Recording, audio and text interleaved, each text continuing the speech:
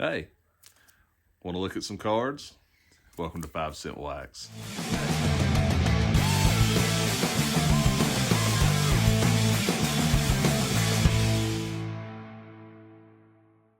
Hey guys, Tyler here from 5 Cent Wax. Hope this video finds you well. Time sure flies when you're having fun. We were sure busy over the holidays, enjoying time with family and being off work and school for the kids. And before I knew it, I looked up and January's almost behind us. It's halfway gone, and I still hadn't shown my December pickups or connected with you guys in a new video where it's just me and you guys talking for a while. So I thought I'd do that today. I have had the opportunity over the last couple of months to do some live streams and collaborations with a lot of guys and friends I've made in the YouTube and hobby community, and I'm sure thankful for that. I've been having a blast with that. But every now and then it's good to just sit down and kick back, look at the camera and kind of give you guys an update on where I am in the journey, and to connect with you guys on a one-on-one basis. So today I'm going to show you my December pickups and additions, and then we'll talk a little bit about hobby goals of mine for FY26. So stay tuned. We're going to turn it around and look at the cards I picked up in December. All right, so for our December pickups, surprise, surprise, I was able to pick up a couple of needed cards from the 55 run, as I aforementioned. This is the Phil Rizzuto from that set. This is an SGC grade 4, and I was really happy to find this one. Very nice card. And actually the first Rizzuto I have added to the collection. So thankful to have that Yankee grade added to the run. Card number 2, shocker. Another 55, also at SGC grade 4. This is the Duke Snyder from that run. Really happy about this one. This is a super nice 4. A little bit of soft corners on the top, but the card presents really, really well. Super happy to have that one. And as I mentioned earlier, the rookie card of the Professor, the 1987 Topps Traded, Greg Maddux, and an APSA 8. So really happy to have this one as well.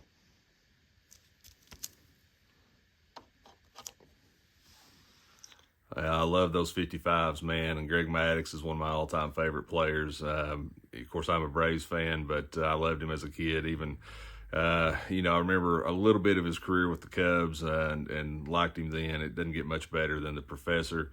And I'm lucky enough to have several of his base cards from my childhood, but never had the Topps Traded, so I'm glad I was able to pick it up. And if you've never caught an episode of Goats on a Budget with myself and Joe, the Redneck Collector, I'd encourage you to go back and watch the last one. It's actually the cards of our childhood, and that's one of the featured cards. I picked that card up for about $15, and it ended up being about $21 all in after shipping and tax off eBay. So a great card that a lot of people should be able to go get in a pretty high grade.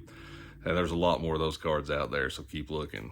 As far as hobby goals for this year, the Christmas season was kind of a time of reflection for me, and I was able to think a lot about 2025 and my first year being back in the hobby, and my first foray into YouTube. And that was a lot of fun, looking back on the friendships I made and just realizing how many opportunities I was given through the platform and through the hobby to connect with people, to learn as much as I could have in a year's time frame about sets that I didn't know anything about, players I didn't know that much about, but also about connecting with others, and I really have had such a blast doing that. And that's what excites me so much about 2026. I'm going to continue to make videos. I'm looking at ways to expand the Chat and Wax series that I do on my channel, where I talk to collectors and dealers and people in the hobby. So it's really affording me a great way to get to know people that I don't know in the hobby, and hopefully give you a glimpse of getting to know them a little bit better as well. So look for that to continue. Also look for the Goats on a Budget series with Joe, the Redneck Collector, to continue. Joe and I have a blast doing that, and it's really not much work for me because Joe, is just so fun to talk to and has such a great collection and such a great mind for the hobby. it's really just, click record and enjoy the ride when you're talking with Joe. So that'll continue as well. And of course, there's shows like Strongsville, the Nationals, some really big shows coming up. Strongsville / Independence, whatever you want to call it. I'm sure you guys have seen the news about the show being moved down the road to Independence, Ohio. I'm still planning on going to be staying at the embassy. I look forward to connecting to a lot of fellow collectors and people, both in YouTube and outside of the community there. I want to meet as many people as I can. So that's one of my big ones. And it's kind of going to kick off kind of the year for me as far as what's bigger pickups.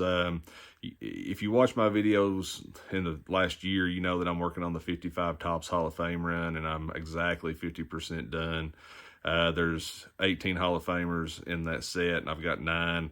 But what's left is the meat on the bone, right? It's the Clemente rookie, the Koufax rookie, the Jackie. So there's some serious saving going on right now, so that I have a pretty good war chest to take to Strongsville with me if all works out the way I'm planning, to be able to pick up 2 or 3 of those big cards.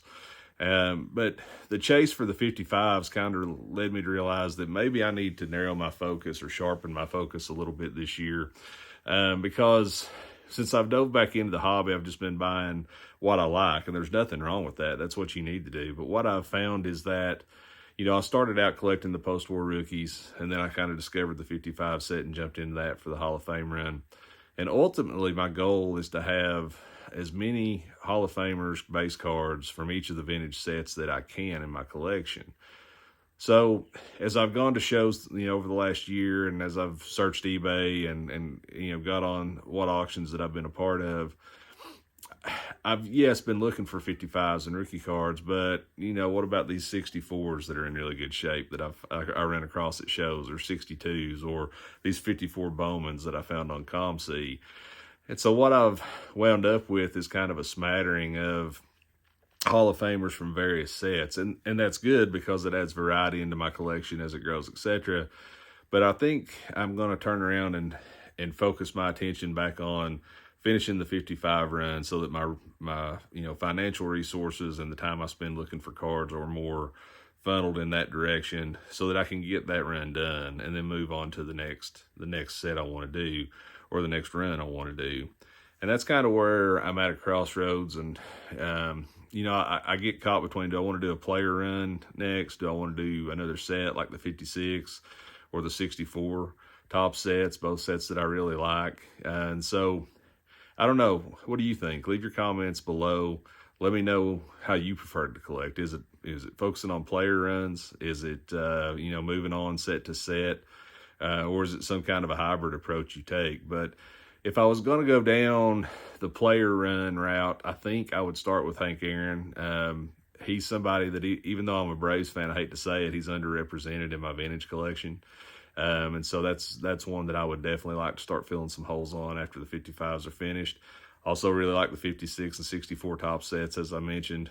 57 set's beautiful. There's a lot of things I like. So, this year is going to be about finishing the runs that I'm, currently working, transitioning to the next phase of what I'm trying to pick up as I grow my collection, and kind of going from there. So, shout at me. I'm all ears. Leave me comments. Give me suggestions. I'm still a newbie at this after a year, and I don't ever want to stop learning. So always looking for you guys to lend me some good advice. So with that, I'm going to wrap this thing up. We're going to turn the camera around, give you a look at Big Bro's mailbox, and then I'll hit you up after that with some closing thoughts.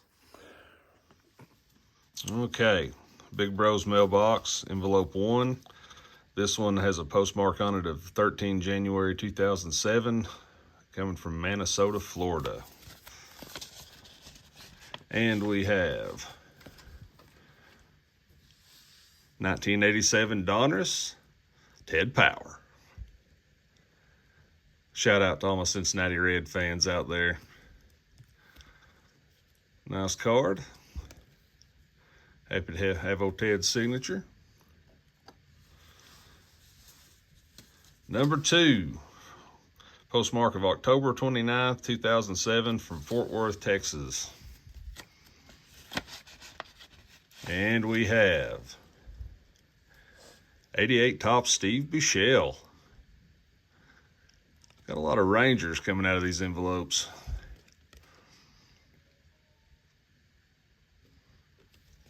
Very nice. Got some late 80s vibe going on here with this one. And envelope number 3. Can't see the postmark on it because of the stamps. Let's see. I don't know. This is an oldie. Newer card. We have a Topps Eric Burns.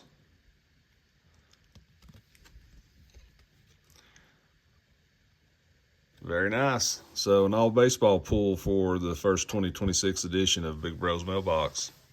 Hope you enjoyed it. It feels good to get back in those envelopes, man.